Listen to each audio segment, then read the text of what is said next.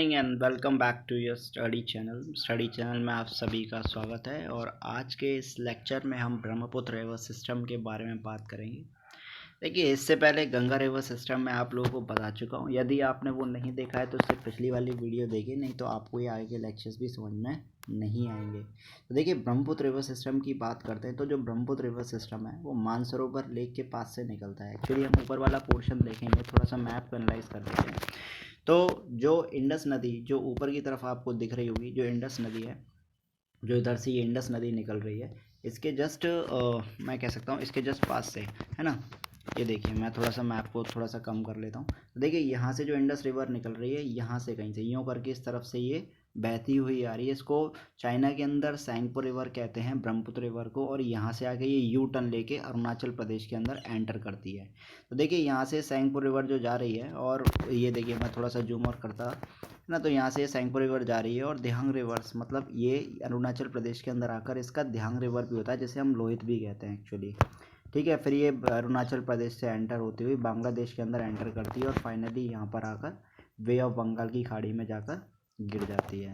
तो देखिए, यहाँ पर क्या है, जो ब्रह्मपुत्र रिवर सिस्टम है ये तिब्बत के मानसरोवर लेक से निकलती है, जो कि बहुत ज़्यादा नज़दीक है इंडस और सतलज रिवर। जहाँ से इंडस रिवर सतलुज ओरिजिनेट होती है, वहीं पास से ये ब्रह्मपुत्र रिवर भी निकलती है। और ये मतलब ईस्टवर्ड साइड फ्लो करती है। आप देख रहे होंगे इस मैप में, आपका ये वाला जो पोर्शन है वो ईस्टवर्ड साइड है ना। तो यहाँ इस तरीके से ये फ्लो कर कर जा रही है और इस तरीके से यहाँ पर यू टर्न करके अरुणाचल प्रदेश से एंटर करती है। अब देखिए, यहाँ पर क्या है कि ये जो नदी है ना, ये ईस्टवर्ड फ्लो करती है हिमालयाज़ की। और नामचा वर्मा जो है, वहाँ से ये यू टर्न लेती है और अरुणाचल प्रदेश के अंदर एंटर करती है जॉर्ज के थ्रू। यानी दो पहाड़ों के बीच से जो पानी निकलता है उसे जॉर्ज कहते हैं। अरुणाचल प्रदेश में इसका नाम दिहांग भी कहते हैं। और इसमें कई सारी ट्रिब्यूटरीज भी होती हैं दिहांग को ज्वाइन करने वाली। अब देखिए, यहाँ पर अगर मैं गौर से देखूँ आपको थोड़ा सा जूम करके, तो देखिए यहाँ पर ये लोहित है। इस लोहित का ये दिहांग जो ऊपर से अरुणाचल प्रदेश के अंदर जो निकल कर आ रही है, ब्रह्मपुत्र रिवर एंटर कर रही है, तो इसको हम दिहांग बोलते हैं। और इसके अंदर कई सारी ट्रिब्यूटरीज आकर ज्वाइन करती हैं। तो पहली ट्रिब्यूटरी तो यही हो गई लोहित। बाकी का आप मैप जब देखोगे तो छोटी छोटी ट्रिब्यूटरीज और हैं जो कि ज़्यादा इंपॉर्टेंट नहीं है, इसलिए मैप पर भी इन लोगों ने नहीं बताई है। तो जो लोहित रिवर है वो इधर आकर जुड़ती है। इसका दूसरा नाम दिबांग भी है, इसको दिबांग कह लो या लोहित कह लो, एक ही बात है। तो ये ट्रिब्यूटरीज आकर अरुणाचल प्रदेश में इस ब्रह्मपुत्र रिवर सिस्टम में, ब्रह्मपुत्र नदी में जुड़ जाती है। इसका नाम है दिहांग, अरुणाचल प्रदेश के अंदर। अब यहाँ पर ये तो आप लोगों को समझ में आ गया होगा। और फिर फाइनली ये क्या करती है, क्योंकि अरुणाचल प्रदेश में काफ़ी ज़्यादा बारिश होती है, क्योंकि देखो ऊपर पहाड़ों से जब आ रही होती है तिब्बत के पास से, मानसरोवर लेक से, तो वहाँ सिर्फ बर्फ़ पिघलती है, उतना ही पानी होता है। लेकिन जैसे ही अरुणाचल प्रदेश के अंदर आती है और पहाड़ों से गुजरती है ऊपर से, तो काफ़ी ज़्यादा रेन एरिया जो है, मतलब बरसात की वजह से इसके अंदर पानी की मात्रा ज़्यादा बढ़ जाती है। और जब ये पहाड़ों के ऊपर से आ रही होती है तो इसलिए अपने साथ काफ़ी सारा सिल्ट लेकर आ रही होती है। और जब ये सिल्ट लेकर आ रही होती है तो खूब सारे मतलब रिवर एंड आइलैंड भी बना लेती है। मतलब कई कई जगहों पर मतलब दलदली वाले इलाके भी बना लेती है, और जो जहाँ जहाँ से इसकी स्ट्रीम निकल रही होती है। और फाइनली क्या होता है, ये बे ऑफ बंगाल में आकर ड्रेन हो जाती है। तो ये तो आपको समझ में हो गया होगा कि जब ये बे ऑफ बांग्लादेश से निकलती है तो काफ़ी सारा सिल्ट लेकर आती है, मतलब बहुत सारी मिट्टी इसके अंदर होकर आती है। और ये एक डेल्टा बना लेती है, एक ट्रायंगुलर शेप डेल्टा बना लेती है, जो कि मैं आपको पहले ही बता चुका हूँ। अब देखिए, यहाँ पर बात करेंगे हम पेनिनसुलर रिवर्स की।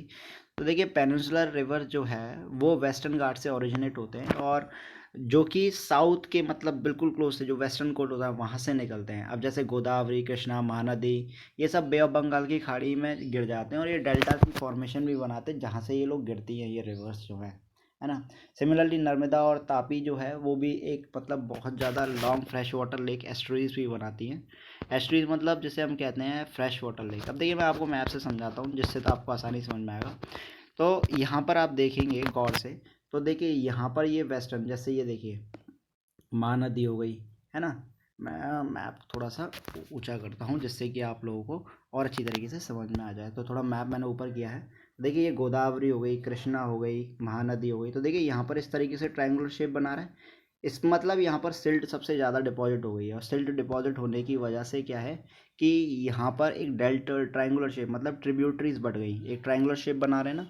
यहाँ पर मिट्टी ज़्यादा आ गई तो ये ट्रायंगुलर शेप बना लेते हैं। और जैसे महानदी हो गई, है ना, गोदावरी हो गई, कृष्णा रिवर हो गई, ये सब क्या है, बे ऑफ बंगाल की खाड़ी में जाकर गिर जाती हैं।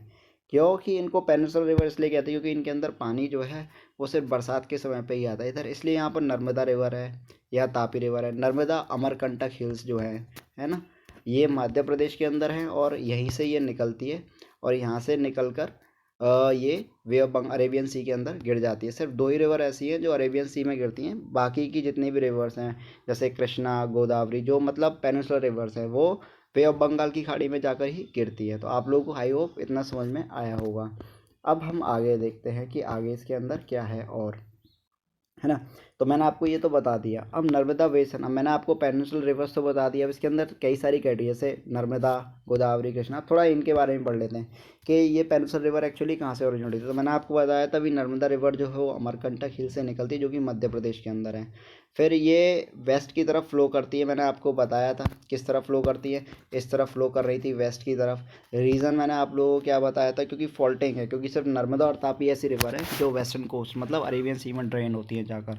तो यहाँ पर क्या है कि नर्मदा कई सारे पिक्चर्स क्यू लोकेशन भी बनाती है, मतलब ऐसे आकर्षित जैसे लोग देखकर खुश हो जाए, इस तरीके से लोकेशन भी बनाती है। फिर ये इसके बारे में आप लोगों को थोड़ा सा पढ़ना होगा, याद भी करना होगा, समझना होगा कि यहाँ पर मार्बल रॉक्स भी पाए जाते हैं जबलपुर में, क्योंकि यहाँ से नर्मदा रिवर बहती है तो पत्थर भी मिलते हैं नर्मदा। अब यहाँ नर्मदा जो है वो डीप जॉर से भी निकलती है, मतलब बहुत गहरे नीचे दो पहाड़ों के बीच से निकलती है नदी छोटी सी। यहाँ 2000 फॉल देखने के लिए मिलता है इस नर्मदा रिवर की वजह से, जो कि मतलब बहुत नुकीली पहाड़ियों के ऊपर से गिर रहा होता है और मतलब देखने में भी आकर्षित होता है। तो इस तरीके से ये पिक्चर्स की लोकेशन भी बनाती है। और नर्मदा रिवर जो है वो मध्य प्रदेश और गुजरात का भी काफ़ी सारा पोर्शन कवर करती है, क्योंकि मध्य प्रदेश से तो निकलती है फिर गुजरात में जाकर और फिर नीचे जाके अरेबियन सी में ड्रेन होती है। तो मतलब वहाँ से भी ये थोड़ा बहुत आकर्षित लोकेशन बना देती है। अब यहीं पर तापी के बारे में बात करेंगे तो जो सतपुरा रेंजेस से ओरिजिनेट होती है, जो कि बैतूल डिस्ट्रिक्ट है, मध्य प्रदेश के अंदर बैतूल डिस्ट्रिक्ट है, उधर सतपुरा रेंजेस मतलब पहाड़ियाँ हैं, सतपुरा रेंजेस जिन्हें कहते हैं, और वहाँ से ही ओरिजिनेट होती है। और ये भी मतलब वेस्टर्न कोस्ट की तरफ मतलब अरेबियन सी की तरफ ही फ्लो करती है। और ये काफ़ी सारा पार्ट जो है मध्य प्रदेश का, गुजरात का, महाराष्ट्र का, ये भी कवर करती है और ये अरेबियन सी में जाकर ड्रेन हो जाती है। अब यहाँ पर वेस्टर्न कुछ और भी फ्लोइंग रिवर्स हैं, जैसे आपकी ये छोटी छोटी हैं, ये ज़्यादा महत्वपूर्ण नहीं है, लेकिन फिर भी मैं आपको बता दूँ कि मेन बेस्ट फ्लोइंग रिवर्स मतलब ये अरेबियन सी में जाकर ड्रेन होती है, लेकिन ये ज़्यादा बड़ी नहीं है।